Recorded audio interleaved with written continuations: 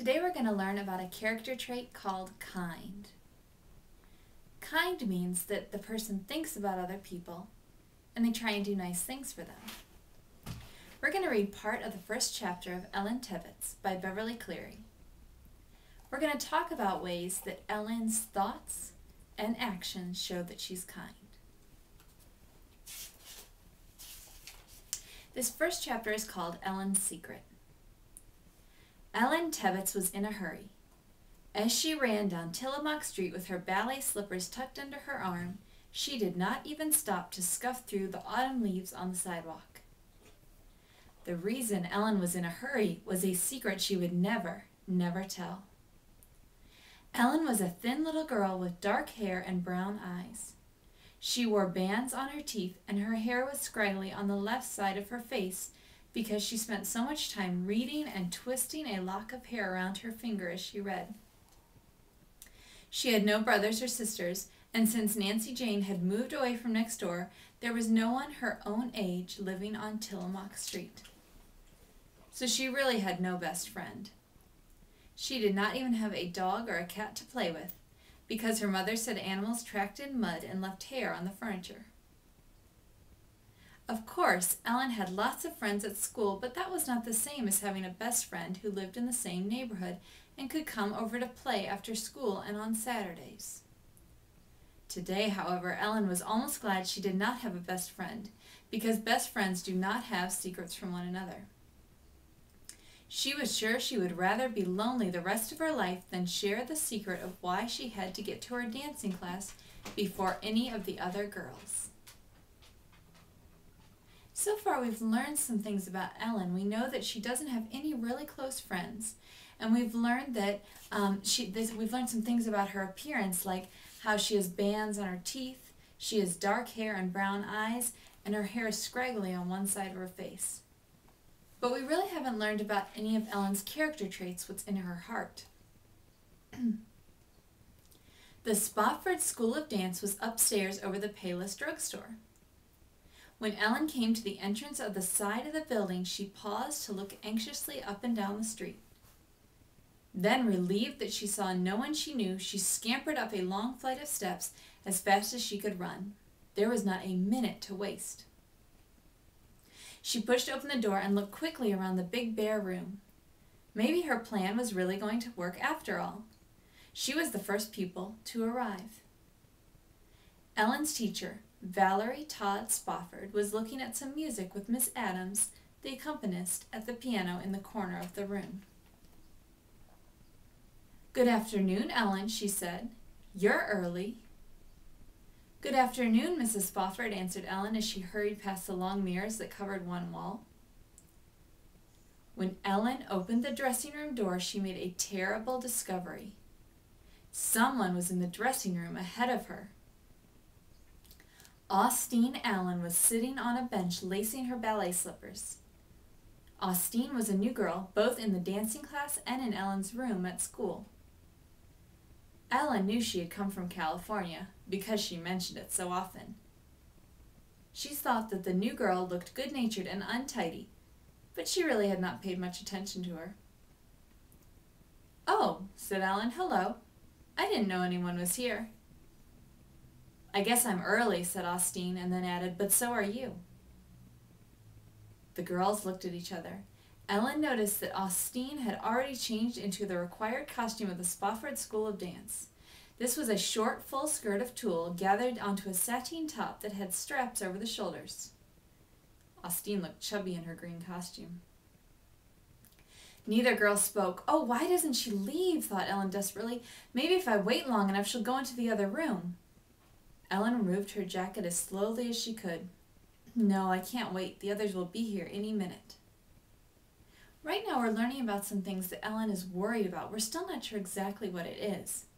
We've gotten a few clues. We know that she wants to get to her dance class early. But still, we don't know about what's in her heart. This is an emotion that she's having right now, being worried. But that's different from a character trait. "This is a silly costume we have to wear," said Austine. "When I took ballet lessons in California, we always wore shorts and t-shirts." "Well, I think it's pretty," said Ellen as she took her pink costume from the rack along the wall. Why don't you go away, she thought. Then she said, it's almost like real ballerinas wear. When I'm wearing it, I pretend I'm a real dancer. Austin stood up. Not even real ballerinas practice in full skirts like these. They wear leotards. In California... Well, I think leotards are ugly, interrupted Ellen, who was glad she knew that leotards were long, tight-fitting garments. They look just like long underwear, and I wouldn't wear one for anything. I like our dresses better. I don't, said Austin flatly. I don't even like dancing lessons, at least in California. I don't care what anybody does in California, said Ellen crossly. I'm tired of hearing you talk about California, and so is everyone at school. So there. If you think California is so wonderful, why don't you just go back there? For a second, Austin looked hurt. Ellen almost thought she was going to cry. Instead, she made a face. All right for you, she said, and flounced out of the dressing room, leaving her clothes in an untidy heap on the bench. Instantly, Ellen was sorry. What a terrible thing to say to a new girl. Oh, I think to myself as I'm reading, Ellen feels really bad for something she did. So this must be something that she doesn't normally do. What if she were the new girl and someone had said that to her? How would she have felt? Oh, that's another clue for me. That means Ellen is thinking about someone else, someone who's not just herself. That could be another clue for me that she's kind. Ellen really hadn't meant to be rude, but somehow it had slipped out. She was so anxious to have Austin leave that she hadn't thought about what she was saying. What happens next is that Ellen changes in the janitor's closet. Her secret is that her mother makes her wear this ugly long underwear when it's cold outside, and she doesn't want any of the other girls to know. But of course they would find out while she was changing into her ballet costume. So instead, she tried to get to the dance school early, but that didn't work since Austin was there. So she ended up having to change in the janitor's closet. Luckily, none of the girls find out before the ballet lesson. Valerie Todd Spofford walked to the center of the room. Remember, that's the ballet teacher. All right, girls, she said, let's get in line in front of the mirror. We're going to read a little bit more about what happens at her dance lesson. And as we read, I want you to notice how I'm thinking still about what Ellen's character trait is and how I might find some evidence that she's kind. Now, girls, we will go through the 5 positions of the ballet. Remember, ballet dancing is based on these positions. To be good dancers, we must learn them perfectly. First position. She stood with her heels together and her toes turned out and held her arms slightly out from her sides. Ellen was careful to do everything right because she did not want Mrs. Spofford to call attention to her. The 5 positions of the ballet were easy for her because she had practiced them every night before she went to bed. Now, as she pointed her toes and held out her arms, she thought more and more about what she had said to Austin. What a terrible person she was to make the new girl unhappy. Oh, that's another clue. Some more evidence. Now she's thinking about someone else again, and she's thinking about how she wasn't nice to them before. That tells me that she thinks about other people, and Ellen must be a kind character. Again, she looked in the mirror at Austin and thought about how lonely she looked standing at the end of the line a little apart from the other girls. Ellen knew what it felt like to be lonely because she had been lonely herself since Nancy Jane had moved away.